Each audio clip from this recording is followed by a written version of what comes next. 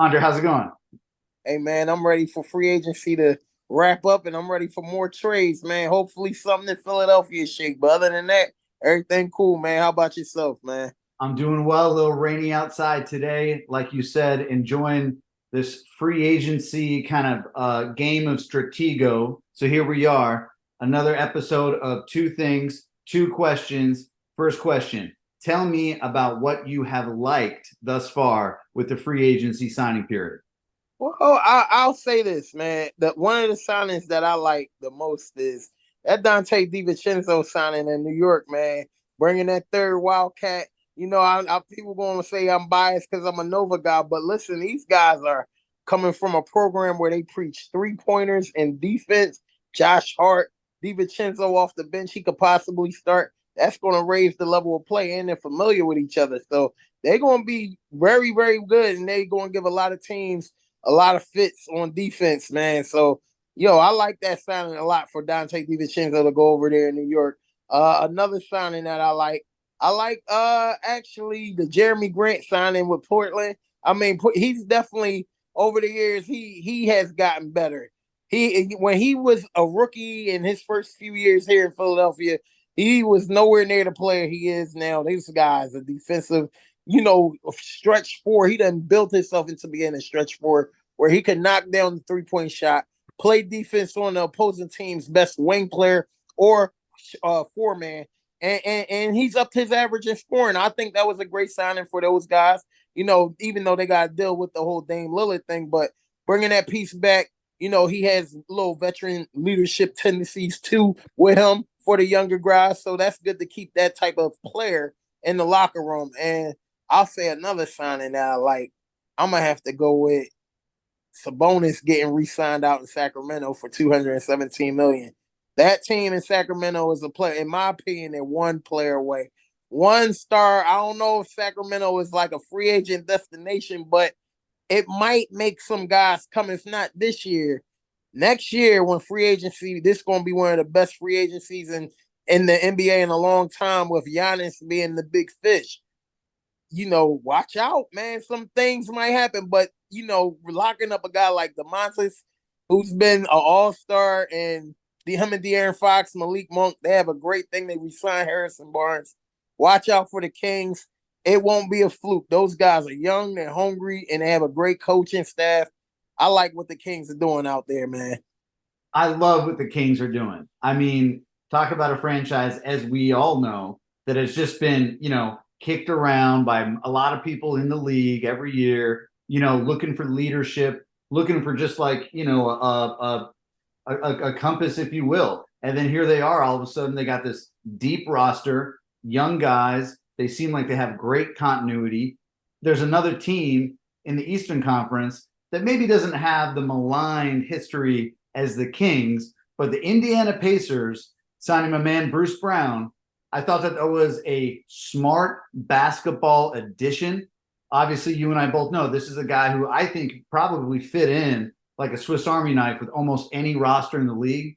And all of a sudden, you put him on a squad with a rising star like Benedict Mathurin, who I like this guy's game. I mean, Oh yeah.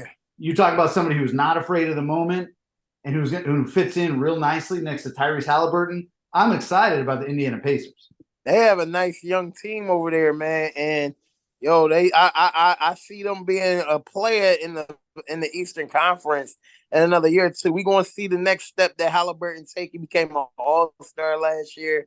He's still young and he hasn't even reached his prime yet. So there's more to his game that we haven't even seen yet. So he's going to make those guys better. But signing Bruce Brown, that was a great pickup. Great 3-and-D guy. He's going to get an opportunity where he can start, and he's going to flourish. And the best part about it, all those guys are under 27 years old, under 26. They are young, and they're going to be around for a long time, man. Watch out for the Pacers. Watch out for the Pacers. And the other team that I think is going to sneak up on a lot of people in the West this year is the Utah Jazz because Yeah. because John Collins, I mean, say what you want. This guy has been basically attached to every single trade rumor over the last like 3 years, right? Yeah. But he's 6'9", he can shoot it, he can play above the rim. And I think that he's going to fit in real nice next to Lauren Matherin, the tall guy, Larry Markkinen. Markkinen. Why am I Yeah. on his name? And then the young rookie they had last year that basically is going to be on every all Oh defensive. yeah. Walker, what's his name? Kessler. Yes, What's Walker yeah, Kessler. Walker Kessler. Yeah. He was a monster. He was in there really getting dirty. He looked like a Mark Eaton out that motherfucker. Right? I'm telling you, and I think that putting Collins with those two guys, Markkinen he's a finesse player, right? He's kind of got Yeah. a little bit of that Nowitzki kind of like stretch 5, stretch 4 kind of thing going on. But I think that Collins gives them a different dimension up front. And I like that front line. I like it. Those guys. Now, what I want to see this. Well, John Collins get more opportunities and more looks than what he did in Atlanta. Now he just got finished playing with Trae Young, and what I mean, maybe he was underutilized or whatever. We'll see. That's what I want to see. That was one of my signings where I'm skeptical because I don't know. He has the talent. Now you're going to be asked to do a lot more. Will he be able to up his level of play? And in Utah, he should. And they have young talent around. He should be able to do his thing. That was possibly a great little sneaky pickup by the Utah Jazz. It is. So staying in the West, we have some player movement with Jordan Poole exiting the West. Get him out of here. Draymond getting the bag finally. I'm sure he feels great about that. Lord knows Draymond Green has earned every penny that he gets in Golden State. Let me just add this. For Golden State to ship Jordan Poole ass to no man's land, Washington, and to give Draymond his money, that tell me that Jordan Poole rubbed those veterans the wrong way. And if Cameron was right about the reason why Draymond Green punched that man in the mouth, then damn it, he put all of that. He was talking too spicy. He was feeling himself. That shot he took in the playoffs when he should have kicked it out to maybe Steph or whatever. He took that long 3-pointer. That only just exemplified what those guys felt in the season about this guy. He was an egotistical maniac, and he just was. He rubbed those guys the wrong way. So I mean, hey, that guy's a chump, man. Jordan Poole, you's a chump. Draymond might have did the right thing, but them guys, like, they happy. They brought Draymond back. They got their guys.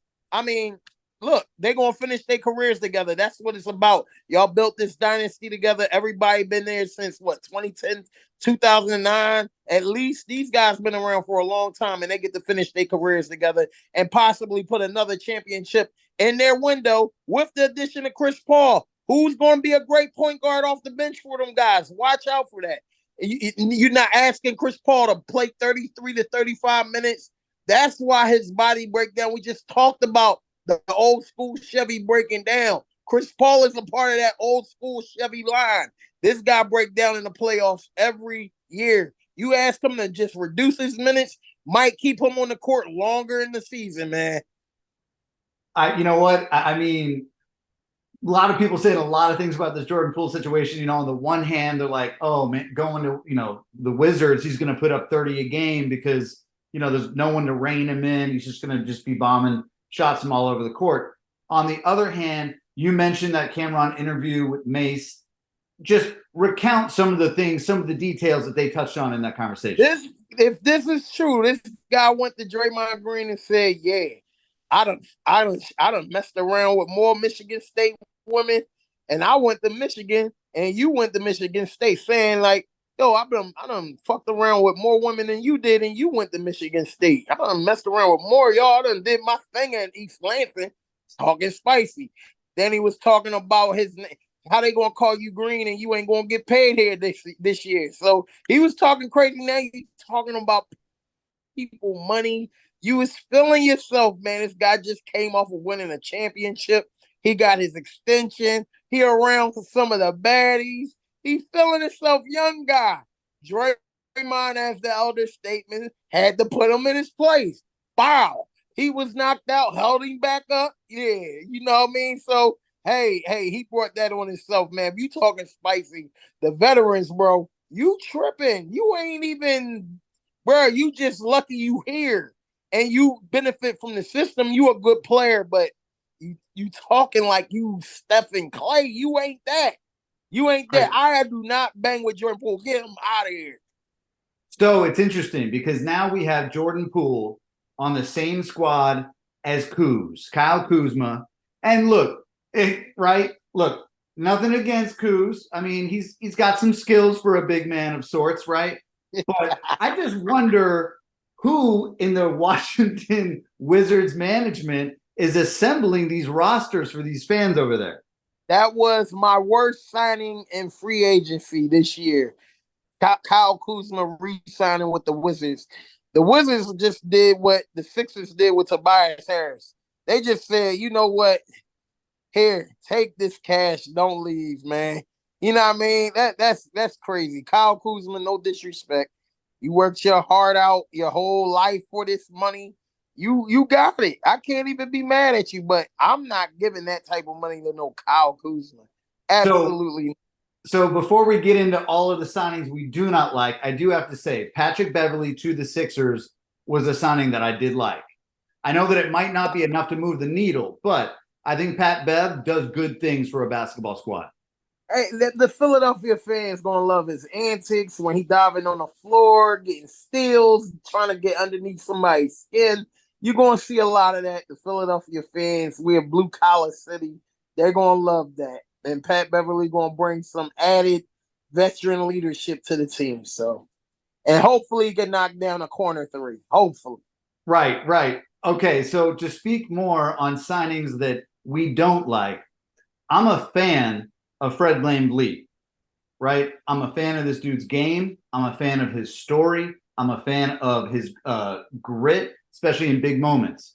What I am not a fan of is the fit with him in Houston with all those other guys, because I think that he is kind of this old school basketball player who knows how to play within the structure of a system and who also then knows when he has to put the team on his back.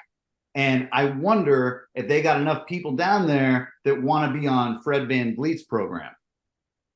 Hey, look, man, Van Vliet is a great player. He's going to bring veteran leadership.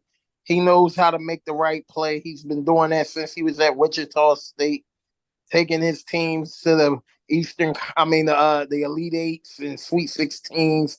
This guy got a championship ring. He knows what it takes to win, and he's going to add that to our talent level that, possibly we talking about multiple All-Stars, Jabari Smith, Jalen Green little video that just surfaced on the internet. I don't know if you have seen that, but he's catching a lot of hell. I have not seen this That's yet. a whole nother conversation right there, bro. But yeah, man, Jalen Green, Jabari Smith, Shingun, that brother, he looked like a baby Jokic, a poor man Jokic, but he got those type of skills. And then you add Van Vliet. Now, one signing I don't like, Dylan Brooks for Right. $80 million. I was just going to say the same thing. Again, you put Dylan Brooks, Fred VanVleet on that team of young athletes, because we talked about it last week. They're going to be playing above the rim, up-tempo ball. But at the same time, when I think about Dylan Brooks being this like stick in the mud down there, what is he going to do with these guys? He come with the shenanigans and he gonna play hard defense, whether you cooking him or he able to shut you down. But the elites get rid of him and destroy him. But the guys underneath the elites, the good players, he'll do his thing against those guys, and he can make a three occasionally if he get hot. But he can drop a couple threes in the game. But $80 million, I just nah. That ain't good value for me. But Houston got so much cap space, they just had to give somebody some money, man. Because I think we could have had 2 10-day contracts and we could give them more. That's what I'm saying, right? I think that based on league rules, they got to spend it, right? So, but at the same time, every single time that I'm thinking about Dylan Brooks now, obviously he learned from poking the bear, with King James. But, even when Russ, was on the Clippers, there's that highlight of Russ looking Dylan Brooks dead in the eye when he's about to take the free throw shots and just telling him, yo, you trash. He's just like, you're trash, right? And I think that Dylan Brooks got his comeuppance as a professional athlete last year. Yes, for sure, for sure. That run, they got to the second round of the playoffs. They went 6 or 7 games with Golden State. That was a great series.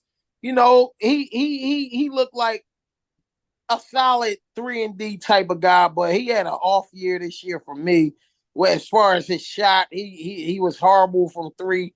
He been cold. He'll give you games where he can knock down three threes in a game, but you signing him basically for some defense and some other things. But I don't believe that was a great signing at all. Not in my opinion, at least. I just don't like the continuity of it. And, speaking of continuity, do you think that the Clippers have put themselves in a position now with bringing Russ back, which was for a number I think that a lot of people were surprised at, is a pretty like minimum spend on that contract with the Clippers. But they got Paul George, they got Kawhi, now they got Russ. These are 3 dudes that, let's be honest, have some, mileage on their tires. Well, I mean, they do got mileage on their tires, but they might be able to get one more year in the last dance, like Chicago. Maybe they got a last dance in them, man. What you think?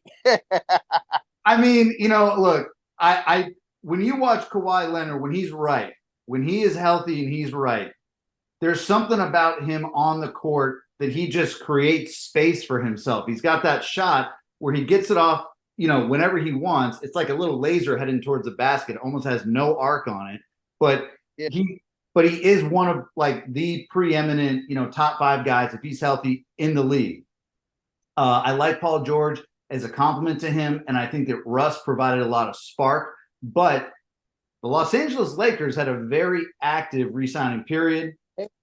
Might have won free agency, man. I just don't like to give them credit because I hate those guys. But hey, as a Celtics fan, I'm right there with you. We saved giving them their flowers for the end of for the end of this conversation before we jump into Dame here. But the Lakers, say what you want, D'Angelo Russell does have his moments. I think that they bringing him back, they get a little depth in the backcourt. Gabe Vincent is, I think, going to bring out the better player in D'Angelo Russell. I believe that. Okay. Austin Reeves, the guy, a lot of people are saying that the league is going to figure him out this year and that not to expect him to live up to the value of the money that he's now getting.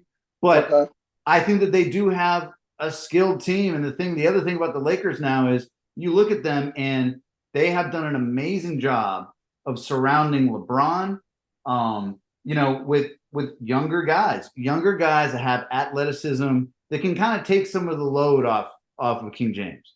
Yeah, absolutely. And then they got some fresh legs out there. I think the Cam Reddish deal, if they utilize him, at one point you could argue he was like one of the top 3 players in his draft class, but and coming out of Duke with Zion and RJ Barrett, he has Paul George level ability, and maybe they can maximize the most out of him. Maybe, but getting a Torian Prince, who's a 3-and-D guy, veteran leadership. Like you said, Austin Reeves resigned. D'Lo is he's gonna do what D'Lo do, man. So I'm not expecting much out of that jabroni, but hey, man, he got a couple dollars to put in his pocket. He got a little 2-year deal. They're gonna run it back. It's up to it's on Anthony Davis at this point. They brought every piece you could possibly put around these guys. They re-signed Rui Hamachour. Come on, like this is all about Anthony Davis. If he don't get it done this year, I promise you this: they're gonna get rid of him and they're gonna make their push to bring Giannis to LA.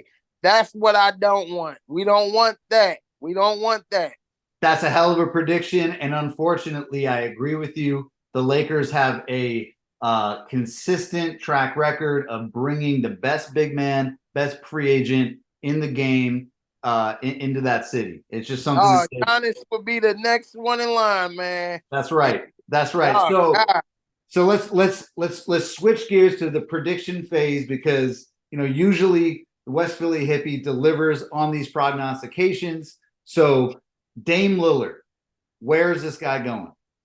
So Portland would have been made this deal if they wanted Tyler Hero. In my opinion, they already have guards. They have Scoot Henderson. They have Anthony Simons. They have what's my man name that jump out the gym? I just said his name too. Shaden Sharp. They have guards already. They don't need no more guards. They don't need no Tyler Hero. They got 3 young, promising guards. Anthony Simons already looking like he's already taking the next step and becoming a legit scorer in the NBA. And they don't want that. They want something better. So let's get a third team in the mix. If y'all wanting to get in Miami, y'all gonna need to get a third team, or you gonna have. This is the issue that we gotta ask ourselves though. Like when you talked about, are the organization going to put Dame interests ahead of the organizations, or is the organization say to hell with that? Dame, we love you, but we need what we need, and you're going here because you don't have a Bradley Beal no trade clause in your contract.